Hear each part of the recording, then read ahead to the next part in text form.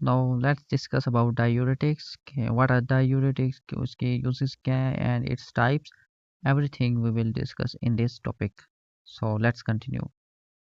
First of all, what is diuretic? Diuretic is a drug that increases the secretion of urine, water, electrolytes, and waste products by the kidney, or that increase the rate of urine formation.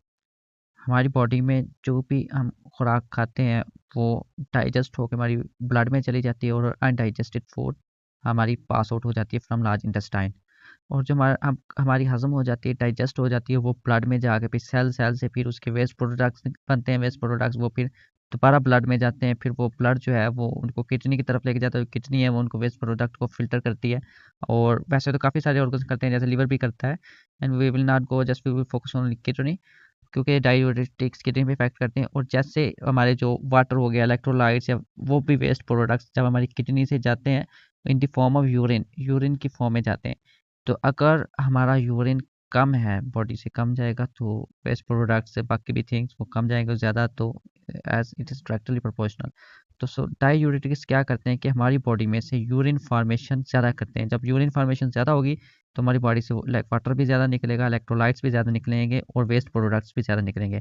So diuretics का काम है urine की formation और उनके secretion को body से through kidney वहाँ पे ज़्यादा करना, इंक्रीज करना।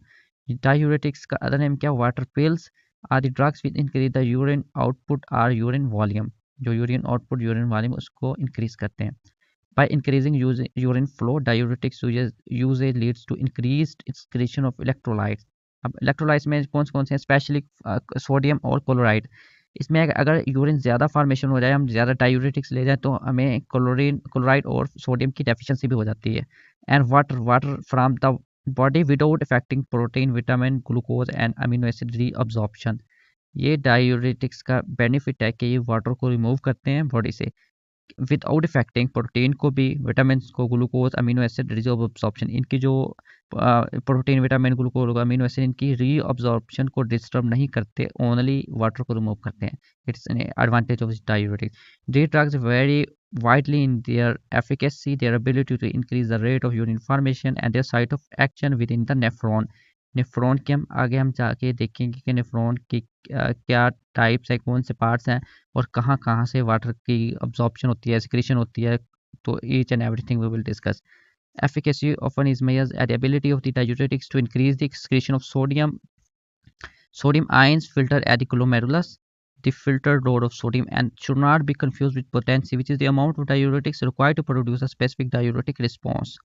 अब इसमें है कि जो डायूरेटिक्स की एफिकेसी और पोटेंसी में डिफरेंस है, वो डिफरेंस इस पैराग्राफ में बताया हुआ है कि जो पोटेंसी है वो है कि कितना हमें डायूरेटिक्स चाहिए होगा वो रिस्पॉन्स उसकी डायूरेटिक रिस्पॉन्स को शो करने के लिए। जबकि एफिकेसी उसकी एबिलिटी कि वो कितना यूरिन फॉर्मेशन कर सकता है जो सोडियम आयन को एक्सचेंज करके। Now I hope you will understand what are diuretics and what is basically their purpose. Their main purpose is only to increase the volume of urine formation or elimination of water electrolytes from the body.